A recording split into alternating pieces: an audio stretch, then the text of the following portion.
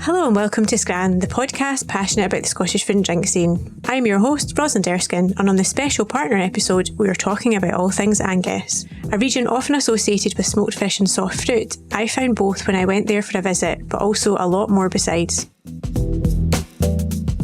Angus has some really beautiful coastline and rolling landscape that's the perfect backdrop for tucking into some delicious Scran. First up on my visit was to meet Helen and Wouter Margaroli of Rays of Montrose. I went along to their beautiful rural cottage for a cookery lesson and to chat about their private catering business as well as the innovative experiences they offer, like foraging tours and location dining.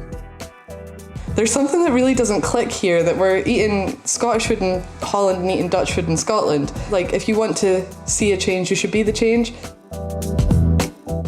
After some hard work, it was time for a drink, and so on to Arbikie Distillery. I was truly fascinated by this distillery, unlike any I have been to before. They produce gin, vodka and rye whisky, but do it in the most sustainable way possible. They have really gone to extreme lengths to ensure that what they're doing is streets ahead of many distilleries when it comes to saving the planet. Brand ambassador Gilbert Ionescu gave me a tour of the distillery, and I sat down with John Stirling, one of the founders, to find out how it all came about. My brother found an ancient map that's 1794 where it had Arbikie Distillery on it, which we didn't actually know when we started the distillery, which is amazing. Then we found reference in Inverkeil in the local graveyard, distiller Arbikie. So we've got this history of actually distilling at Arbikie. Finally, although the weather let me down, I paid a visit to Charlton Farm. This is an amazing destination attraction which was taken over by Graham and Lisa McCall 4 years ago. They have transformed the business and expanded it dramatically while still operating a fully functioning farm. Graham outlined their vision and the hard work that's gone into achieving it. On the first day that we ever did strawberry tarts here on the farm, posted it on social media, and we sold 1,300 strawberry tarts on the first day. We were slightly gobsmacked, it has to be said. There was people coming to us saying, I stopped what I was doing in the middle of High Street because I got the message to say the tarts were out, and up they came, and they went away with like a dozen of them at a time. I'm here with Helen and Wouter in their home in Angus, and we're about to have a cookery lesson, which I'm really excited about. There's some lovely smells happening already. Wouter, could you tell me what we're going to be doing? So we're going to make an Arbo smoky rillette today. So we're first going to take the bones out of the smoky, and then we're going to chop up some herbs and mix it with some creme fraiche and eat it with some oat cakes. First we're going to rip off the tail. We're going to make a small incision where the fishmongers already took the guts out. Thank you, because that would have been an experience. We're going to fold them open, and I'm going to slowly press down the main bone. Mm-hmm. And as you can see, it comes away from the fish meat. Mm-hmm. And then slowly peel that away. They cure the fish in salt, and then they tie them together with the tails, a piece of rope, and then they hang it over poles right above the smoke, right above the fire, and that way it's so heavenly smoked, basically. And it's really famous from our broth, isn't it? It's been there for like hundreds of years. Yeah, it's nice to actually cook with, or like make something with this, because it's not something that we get quite often back home. So then when we got the main bone out, we're just gonna take away the little bits of bone on the back. Yeah, it looks more than what you might think when you see them like that. Now that you've opened it up, it looks like there's a lot of more meat than you would expect. So then you just slowly peel away the meat and feel for little bones.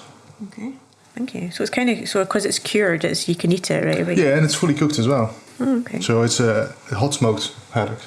It's delicious. It's really sweet. And then you just keep going until it's all off, basically. Nice. But then still, here you all have like the little fine bones, so you need to be really careful that you don't get them in, because as soon as you start mixing this, they'll get the bones through it. Yeah, so that's the kind of darker bit at the side. Yeah, so this would be the chest cavity. Right. And a great thing that you could do with all the skin and bones, you can make a very nice stock and use it in like a risotto dish or something. Nice. So you've basically, apart from using the knife to kind of open it, you've just done that all with your hands. It looks pretty straightforward. You're an expert, obviously, but you can do that yourself at home quite easily. Yeah, absolutely. Absolutely. Just be mindful of the bones when eating. But no, it's no hassle at all. So yeah, and it was really easy to take the majority of the big stuff out, which I think would, because people get put off by fish because of the bones, don't they? So Take some parsley from our garden. is all of this from your garden? Everything except the dill and the wild garlic later on. I'll quickly chop that. Chives, flat leaf parsley, some dill, and then later on we're going to add some pepper, salt, and creme fraiche. So is this the type of thing that you guys would do for your sort of private events as well as a cookery class, or is it just specifically something you would teach people to do? Yeah, we try really hard to do some of the dishes that we serve at the private dinners, that we do them as cookery classes, because especially some of our loyal clients, they really like to see how we make the dishes they know that they like. We do it for a few things, this one. It's a really lovely dish and it's so local. I think it's a really nice way of showcasing what we do. For anyone that doesn't know your business, could you just tell us a little bit about how you came to be doing what you do? So we opened a restaurant in Montrose a few years ago, which we now no longer have as we've sort of evolved over time. The restaurant was really challenging to sort of keep our heads above water with costs and things like that. So now we do private chef, private dining and bookable experiences, which is great, and it's totally just been a whirlwind of changing the way that how we work, and it's been a really positive change for us. So we do a lot of bookable experiences, which is things like the cookery class. We do some open fire cooking experiences as well on the beach and in forests, foraging walks, different stuff like that. Angus has such a rich larder that it's really nice to be able to have so much that we can use here.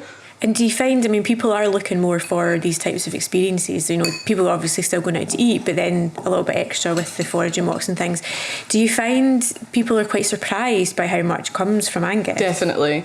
I think that we sort of undersell ourselves sometimes, that we're not really that well known as a region in Scotland, and I'm so proud of being from here. I think the stuff that we have is amazing. We're almost like a big Scotland in miniature, and we have the land, we have the sea, we have the agriculture, we have the history of fishing like you see with the smoky, that I think that people are really surprised by how much we can offer in this little place. Okay, so what are we doing now? Chopped all the herbs, we added them to the lovely flaky meat of the smoky. We added some creme fraiche, some seasoning, pepper and salt, and now we're mixing it together. Thank you very much. This is great. This is going to be my breakfast. So we've got a little local oatcake there as well, just underneath it. That's normally how we would serve it in like our private dining. It's delicious. Really good. Really simple as well.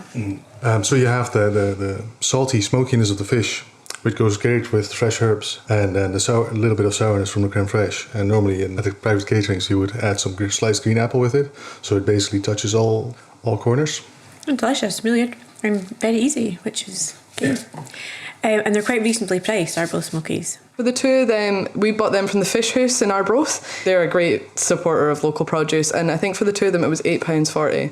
So what's the sort of main difference cooking out with the restaurant, and what do you enjoy better? The positive side of doing the private catering is that every dinner party or every event is different, and because we tailor our menus to our clients, it has the potential to be a different menu every time we make something, which is great. On the slightly more anxiety-inducing side, sometimes you go to a venue where you haven't been before, so you want to be over-prepared to take as much appliances and equipment that you might need because you don't know where you're going to end up.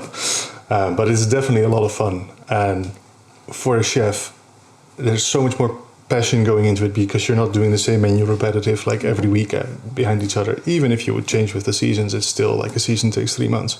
It's, for me, a very good fit, I would say. Wouter loves Scottish produce.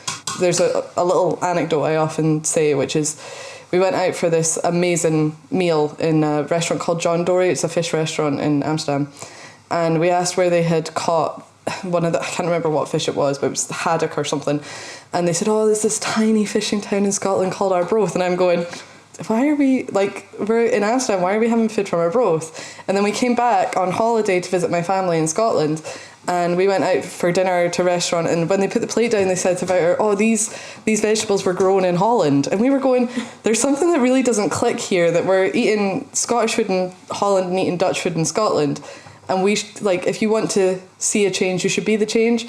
So that's why we ended up opening the restaurant in the first place, and then evolved into this. Yeah, but that's also mad. I mean, I remember going to a seafood market in France and it being Scottish salmon, and it was just like, yeah. Why? We have the best produce in the world as a country.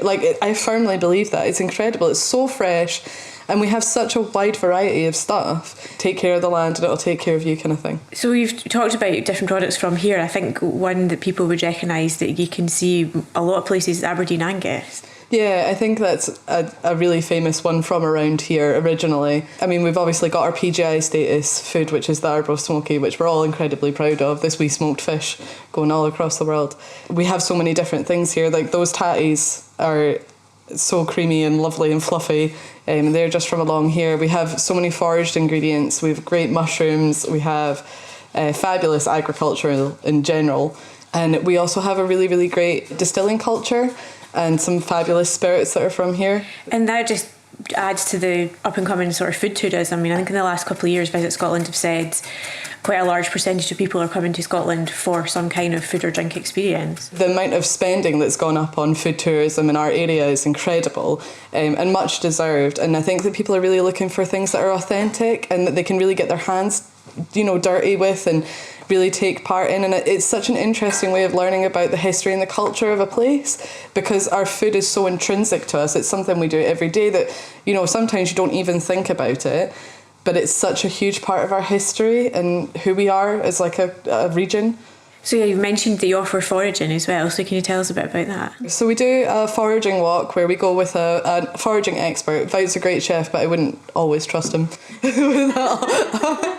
Sort of depends on the season, the weather and things, but we do a coastal walk or a forestry walk. So if you do the forestry walk, some of the things you'll find are, today we've got some penny buns, seps, some chanterelle mushrooms, some wild garlic. There's a lot of greenery, some salad leaves, things like that. Some berries even occasionally. With the coastal walks, that's sort of more seafood based and seaweed and things like that. So as well as the private dining and events, do you do larger catering? Yeah, so as the sort of private chef aspect of it, we do a lot with estates and castles. So Wouter will do shooting weekends, or occasionally work with exclusive use venues. So if someone's maybe renting out a castle or a venue with a lot of bedrooms, then we'll go over and we'll stay and do sort of a whole day service with them. It's for multiple days sometimes. Anyone famous? We have to sign NDAs. That must be really exciting though, because it sounds very, very varied.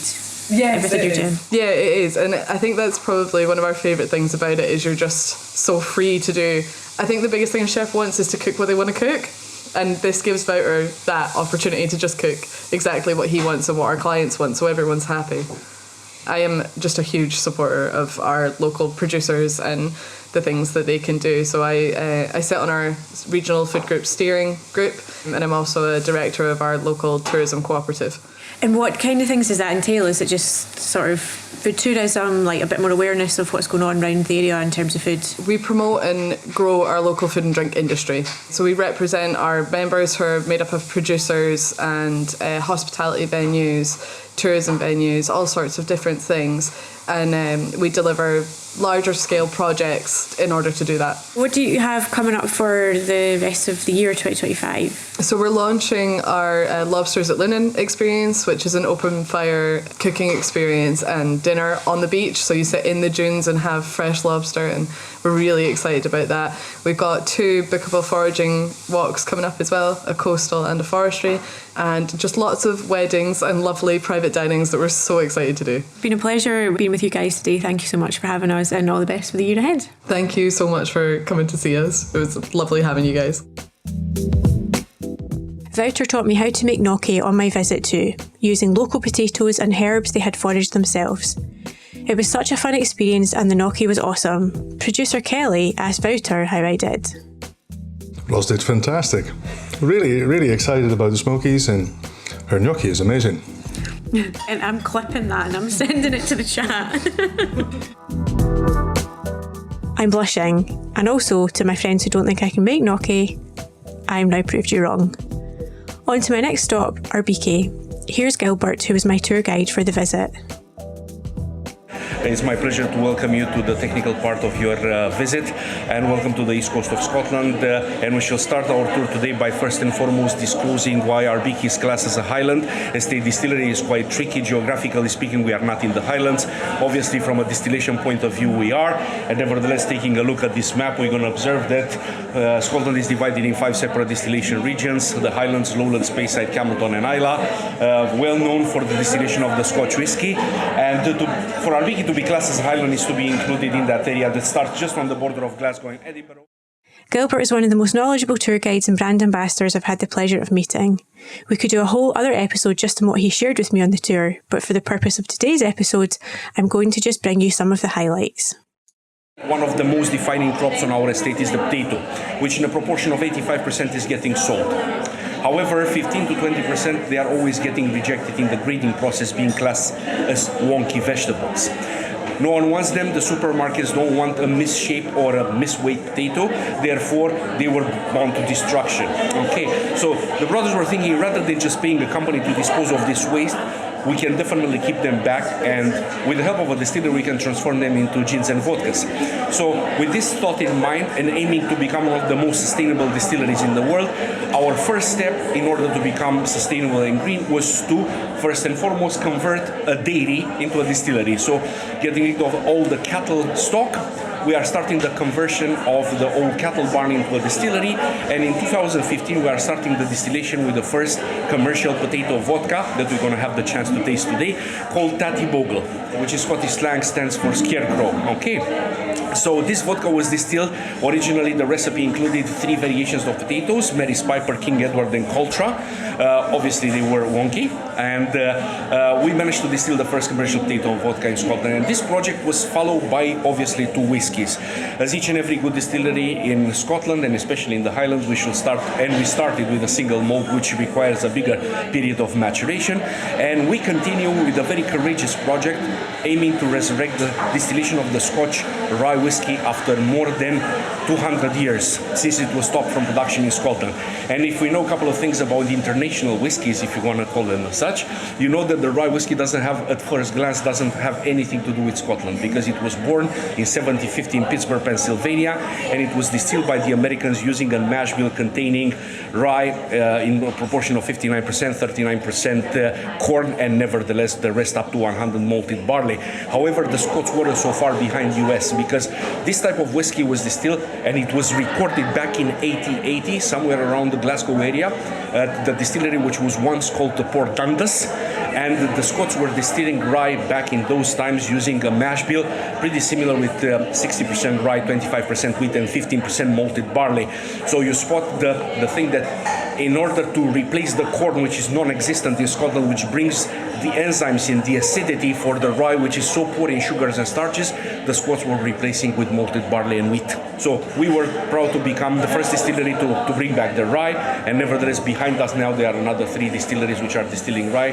One of them is Bruichladdich, the second one is Inchderny, and this year we're gonna mark the 4th release of a rye whiskey in Scotland, which is gonna be launched by Isle of Tiree Distillery on the edge of the Atlantic.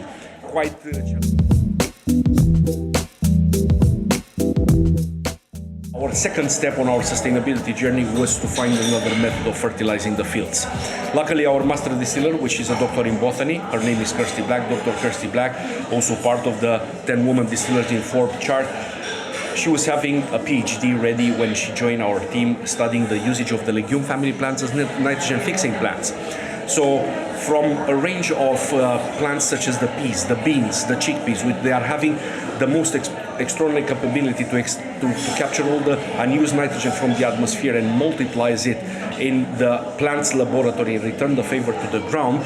We decided to go along with the peas and use this method in a process which in farm language is called intercropping. You can plant the nitrogen fixing plant in the same field with your barley or with your rye, as the case may be, and in such a manner you don't need to use any synthetic stuff. Everything is going to be definitely fertilized naturally. And after the harvest period is finished, it's so easy to plow back the roots of the peas into the soil, oversaturating the soil with more nitrogen for the next crop to take over. And just to close the chain of sustainability surrounding this humble plant, we can definitely think from a distiller perspective that the only thing that you need in order to start the distillation is a sugar and a starch. And guess what? The peas, they have them both. So we decided to go along with this project and create the first range of climate-positive white spirits in the world, which is called Nadar, which is cottage Gaelic mixed nature. The first climate-positive gin and vodka in the world, which starts its life as a plant in the soil, bringing us the nitrogen, and finishing as a crystal clear liquid is going to give us a negative carbon footprint of -1 kilo, 540 grams of CO2 out of the atmosphere. So basically, it's giving back to the nature more than it takes. And after this project was concluded, we managed to secure the Award for Excellence in Sustainability in the Scottish Whisky Awards 2024 in Glasgow. And we decided that the journey shouldn't stop there. Our ethos is a little bit different. We are a field-to-bottle distillery. We are proud to sow, grow, nurture, harvest, and distill pretty much everything what is coming from our lands. And if I may extend this ethos, I can definitely say that we are keen to have pretty much all of the taste, but none of the environmental impact. Yeah, so we've just had the talk about the history of the distillery, but behind us, where we were sitting, is Lunan Bay, and it's just wide open, expansive fields, and then the sea and the beach, and it looks wonderful. Yeah, I can see why on a really sunny day this would be a very beautiful outlook. Here's my chat with one of the founders of Arbikie, John Stirling. And this space is amazing. So we're in the Stirling suite, which you just walk in and see that big window and the views, and it's really cool.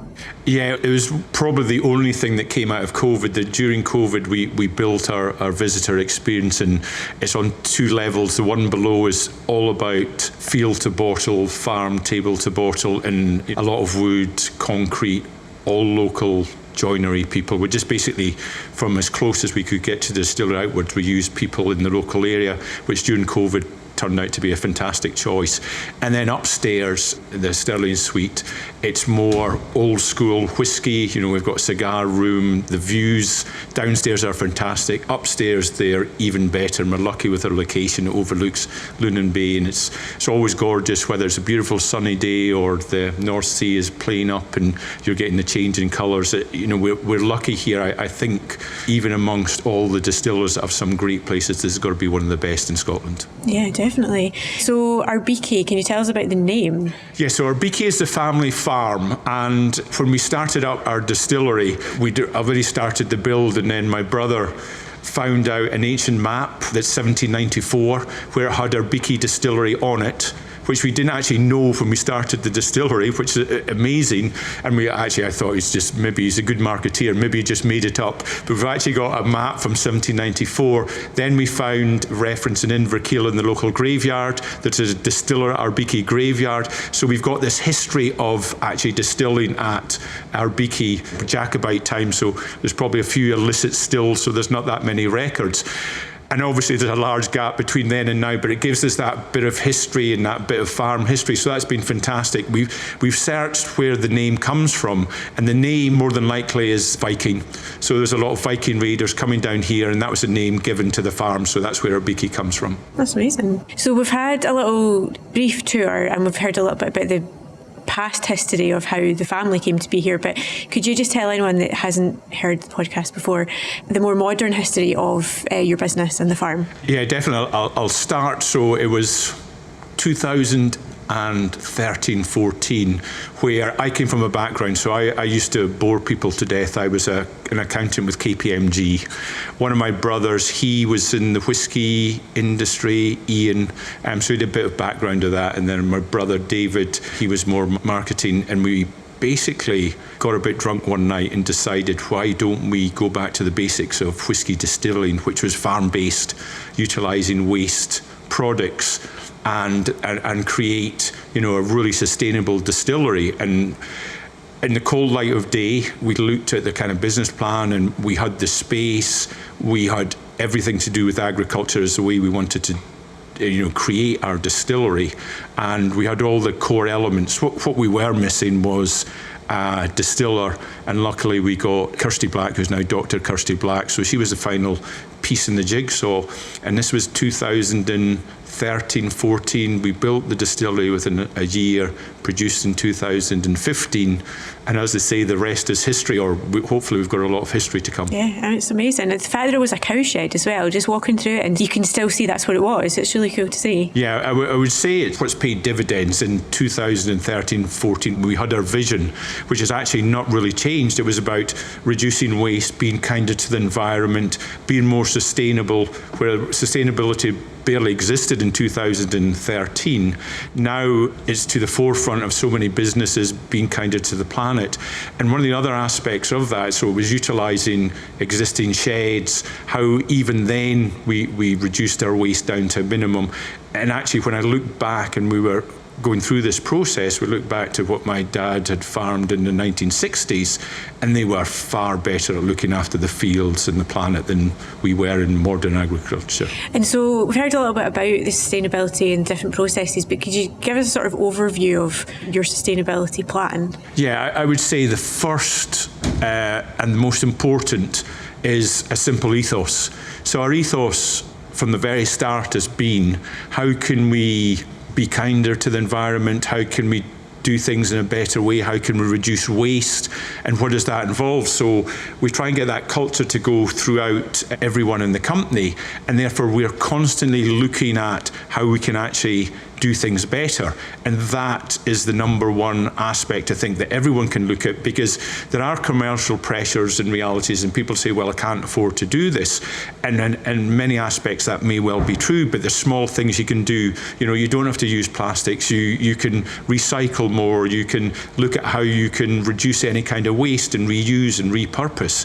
And I think that's the number one aspect. And once you have that ethos, then you start looking at the major aspects. And the major aspects, we're lucky for us, is the fact that we have a farm, and the biggest change you can make in terms of climate change is what happens in the farm. And it's what people avoid it because it's, in terms of your different scopes, it's the hardest scope to control, the hardest scope to change. But we've always addressed that head on. An example is our Nadar gin, the fact that it's pea-based, climate positive, and that the aspect of that is utilising peas or legumes more in a rotation. And if the UK tomorrow turned over 10% of their land to legume growing, you'd reduce the CO2 output dramatically, and I think that's one of the major things that needs to happen. Because you've been so at the forefront of this in distilling, do you have people come to visit you? Is it anything kind of open source, or is it a bit of an open book to help other maybe smaller businesses become a bit greener? Yeah, I think that's what we've always been very good at. I mean, and also credit to the whisky industry. It's the best industry I've ever worked in. When we started up and set up, we'd help from all the distilleries. They were all really supportive. Going back, this is the way things used to be done, how cool is that? And we're very small and we don't really compete with the big guys. But they were incredibly supportive. But I think that's because a lot of them are from more rural communities, whether it's up in Speyside or Ireland, appreciate our whole ethos of what we were trying to do. But from the very start, we've always been very open. We've worked with Kirsty in particular, with a lot of universities, with the Hutton Institute. So we encourage people to come here and actually see what we're doing. So that's distilleries in Scotland, that's universities, that's people with an interest in sustainability, and people throughout the world are now coming, and we are open about what we do. There's nothing we're really trying to hide or any secrets, and I think the more we can impart good process that we've learnt, and we're learning from other people as well, the better. So yeah, we encourage people to come and see and understand what we're doing, and we get ideas from people as well on that. So you've got people come and visit to learn, but also people come in as kind of tourists, and you're in a really lovely location here. Is it important for you to help add to that kind of food and drink tourism in Angus? Yeah, when we initially did our business plan, is going way back, we didn't realise, I suppose, the importance of doing something like a visitor experience. I mean, that is very good for our brand, it's very good for us getting the message out. But since we've built this, the number of people that have come here have surprised us. We look at the local area and the tourist, so local, national, but international as well. So whether it's America or China or Germany, we've got a steady flow of people that come here. We've added our oud houses, so we've got accommodation here as well on site, which is important for us because if people are drinking, they want to walk home. So we've actually looking at the whole tourist industry and realising actually the importance to us, but also as a country, to the country, and we've seen that in whisky a lot. There's a lot more whisky tourism, but where we're based in Angus, we've got the Angus Glens at the back, we've got Lunenby that's absolutely fantastic. We've got obviously our whisky industry, and then we've got local places like Glamis Castle. You've got AC/DC fans that are coming to the region. There's a whole diverse group of people from everywhere that comes, and when we analyse where they're coming from, it is surprising, all corners of the world, so it's been fantastic that way. Nice. So I've tried Nadder Gin and the Highland Rye PX cask, and they're both, specifically Nadder, but also at the time Rye, were like leaders in their field. Can you talk a bit about that and also what we can expect in the future? As a distillery, we're small and agile, and we've always been highly innovative. When we were developing spirits, we looked at a couple in particular. The Highland Rye is very interesting because that was the first rye Scotch in over 200 years, and it was a kind of died out in Scotch whisky. It became rye whisky became quite important in terms of Canada and North America, where it's more associated with. There's a few new distilleries in Europe now producing, but we looked at what was growing here, and rye was growing here, so we thought, why don't we grow rye? So we went back, produced rye. We produced, as I said, the first rye in 200 years, and now I think there's 5 or 6 distilleries in Scotland now producing it, but you've got to wait a bit when you're doing that. So we're a world leader in rye Scotch, and that is a market we see that we really need to develop. We're gradually going out to more countries with it, and people are showing a real interest. It also hits a slightly younger market, a more diverse market, which is exactly the market we're really aiming at. We've recognised for that, and at the same time, I can never get past Nadder because it was a world first in terms of climate positive spirit. It pushed the boundaries. We are now into America with it, so the Marriott Group in terms of Ritz-Carlton and WHotel have now taken that on as mandatory. We're in the Dubai market where it's in Le Clos, but what we're looking at, we've realised we're at the very start of our journey. We're looking to get to engage with sort of bigger groups to say, actually, this is so unique, it's so different. Apart from tasting great, it actually makes a difference and pushes your sustainability agenda to the very top, and that's what we want to do. So we want people to come and actually recognise what we've done and take that out to the market. And when we did it, we haven't taken any IP out in it, so we want people to actually say producing spirits from peas or legumes is actually a really, really good thing to do in terms of sustainability, and other people to take that challenge up and actually produce their own. That would be our ultimate goal, but in the short term, the next 12 to 24 months, it's really to take our product out in the UK, but also to the world market and say, actually, this is a world-leading spirit. You need to be starting to buy it. Nice. Well, thank you very much. It's been really interesting. Thank you. Fantastic. Yeah, it's been fun. Here's a little more from Gilbert's tour of the distillery. Now, in this stage, it's worth to mention that everyone is looking now for carbon capturing, and this is in our future plans to do. With carbon capturing is pretty much 3 trajectories that you can take. You can give it to an ice factory, which is going to transform your CO2 into ice, or a fire extinguisher company, which is ready to load it into their extinguisher, or a very, very used method, and it's becoming more and more access, is to give it to a fizzy drink company, which can use the CO2 coming from your fermentation in carbonating fizzies, so carbonating their cans. So this is pretty much in our future plans to do. So from the beginning to the end, we are looking for 4 or 5 points of recycling in each and every station, looking to keep a tight waste management control. Obviously, we can speak about the fact that in the latest years we are switching to no glass. So pretty much, as you can see over there, those are the canisters which are going with green transportation. We are having our electric van, which is going to allow the consumer and nevertheless the customers to get rid of the glass, so not using so much glass. If they're going to still continue to use glass, the glass is compostable, and nevertheless all the labels and the inks are naturally plant-based. So pretty much we were thinking about each and every bits and bobs regarding the brand.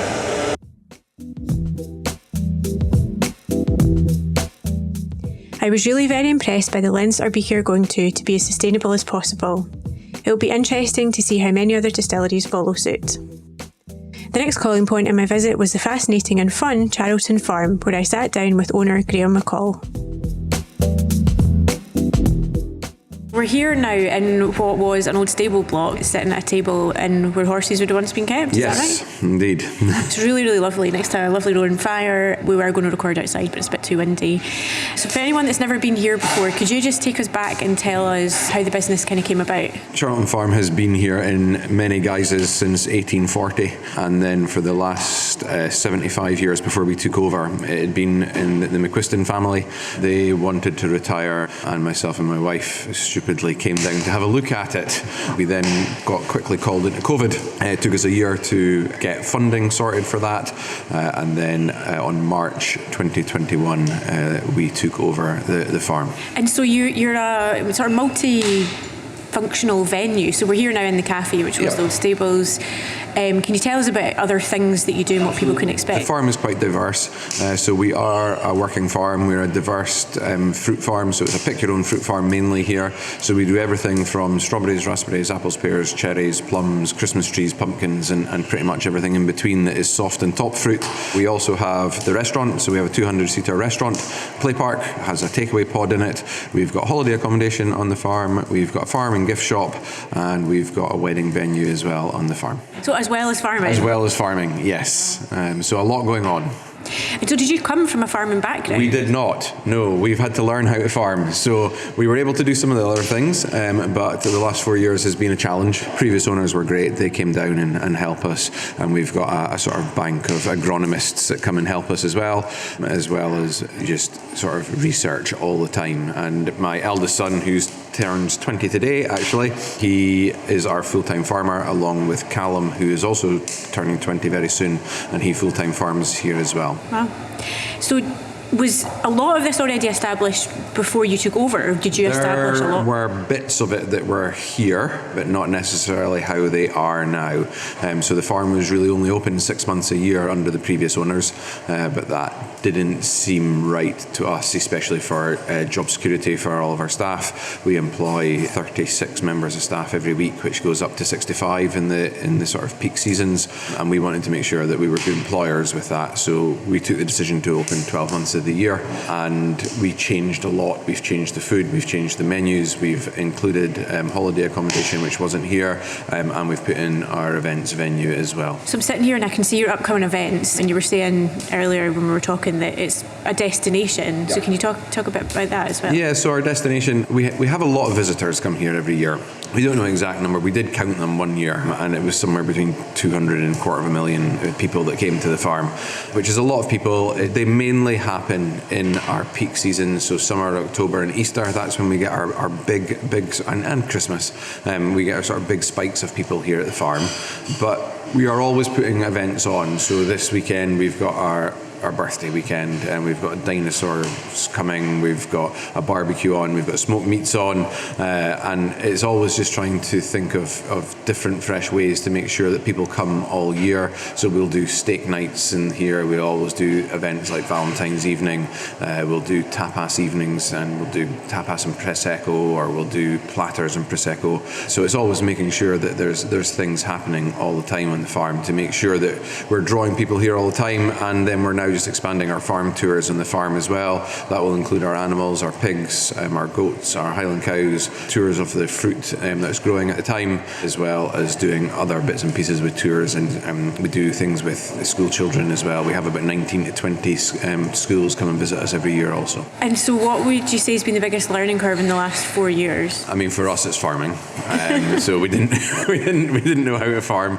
It has been, we've had losses, we've lost entire crops of strawberries, and had to think on our feet how we then get a crop of strawberries here from February when there is none to June when you need to have strawberries for a pick your own farm. A pick your own strawberry farm, because that's what people knew us for, without strawberries is not going to be a good year. So we had to learn irrigation quickly, we had to learn polytunnels quickly, we had to learn how to put them up, take them down, planting them, the differences of temperature in the air for spraying, all these kind of things. So farming has definitely been the biggest challenge for us, without doubt. And were the old owners not like, what are you doing? A little bit, I think.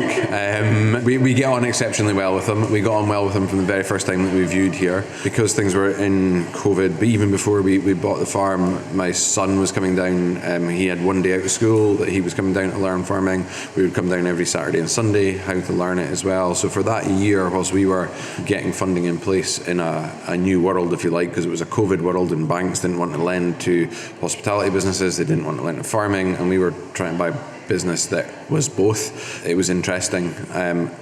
Whilst that was all happening in the background, we were learning farming, we were learning how to deal with fruit and pumpkins and Christmas trees and everything in between all of that, and working out how we would expand the shop and to become more of a farm and gift shop as opposed to just selling the fruit produce that it did for a very small period of time in the year. And you've mentioned the shop there, so what do you sell? We sell our own produce, so we do all of our own berries in there, our own asparagus. At Christmas time we do our Christmas trees that don't go through the shop, but they're through the shop if you like.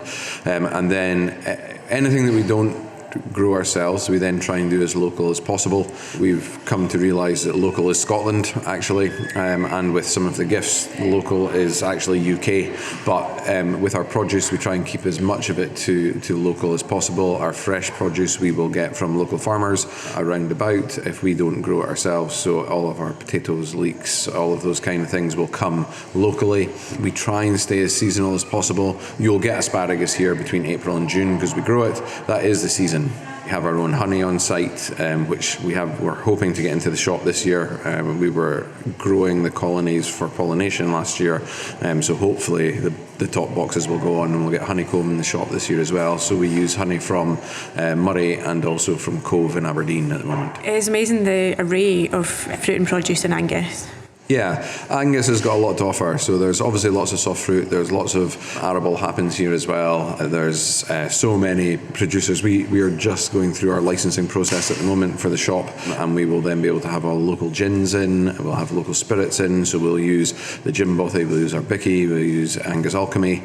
So all of those guys will then be available within our shop as well. So it's not just food. There is food and drink in Angus, and there's a wealth of knowledge and a massive product range within Angus. So I think Angus punches pretty much above its weight.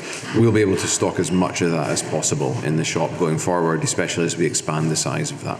So do you have any future plans you can share, or are you just sort of... Yeah, I think this year there's a little bit of consolidation happening, but we are also hoping to expand our holiday accommodation. So we're looking to go into our walled garden. We're just looking at what that does and what that means cost-wise, so that we can then go to planning with that, and then from there look at how we then expand our shop offering and make that footprint just a little bit bigger for ourselves, but working within the constraints of a part listed building. And your holiday accommodation, what do you have now? Is it like... Yeah, so we used to have 2 on this farm. We're down to 1 at the moment because Lisa's mum and dad moved into one of them. And we are then looking to put in up to another 8 3 and 2 bedrooms into our walled garden, which is the old walled garden of Charlton House, so which has got the history on it, and there's an old heated wall that they used to grow grapes in on the glass house.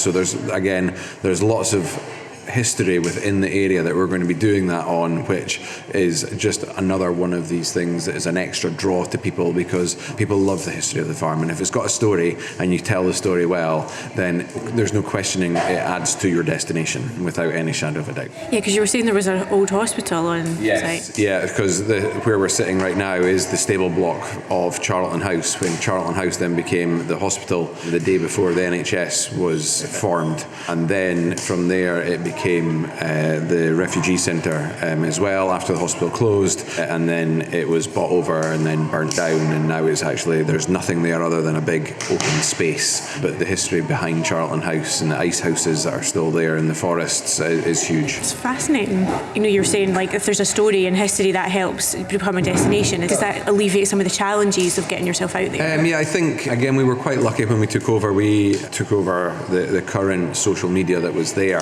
So when we do social media here, it does work and it does reach way past our following. It is powerful. There's no question of that. Other than that, I do have a challenge of how we get out what we do.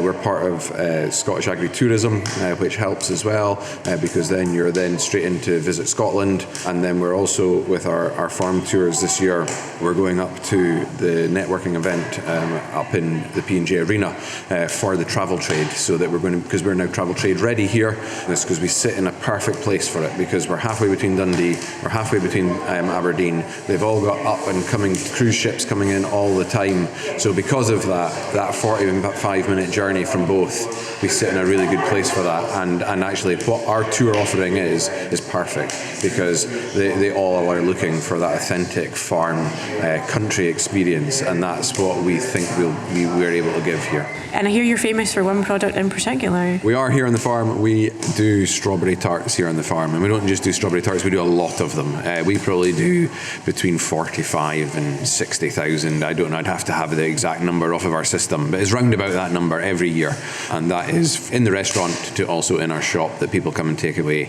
On the first day that we ever did strawberry tarts here on the farm, posted it on social media, and we sold 1,300 strawberry tarts on the first day. We were slightly gobsmacked, it has to be said. There was people coming to us saying, I stopped what I was doing in the middle of High Street because I got the message to say the tarts were out, and up they came, and they went away with like a dozen of them at a time. It's an amazing way of using social media, and we sell tens of thousands of them every year. Wow. And when can you start to buy them? So this year it will be from the 1st of April that they go live. So from the very first day of Easter holidays. Okay, well, that's well timed. Right through till the end of September. Well, we'll need to come back for the goats and the tarts. Absolutely. Thank you very much. No problem. Charlton Farm is an amazing destination attraction, available for all sorts of events and weddings too. You'll find out more on their website. Before I go, I was really impressed with all that Angus has to offer, and it was wonderful to find out more about its rich food and drink industry, the produce and the experiences that make it a great destination. You'll find out more information about all the businesses that feature on today's episode and many more by going to www.visitangus.com. Thanks to my guests for being in this episode, and thanks to you too for listening. Please remember to rate, review and subscribe so you never miss an episode of Scran. Scran is co-produced and hosted by me, Rosalind, and co-produced, edited and mixed by Kelly Crichton.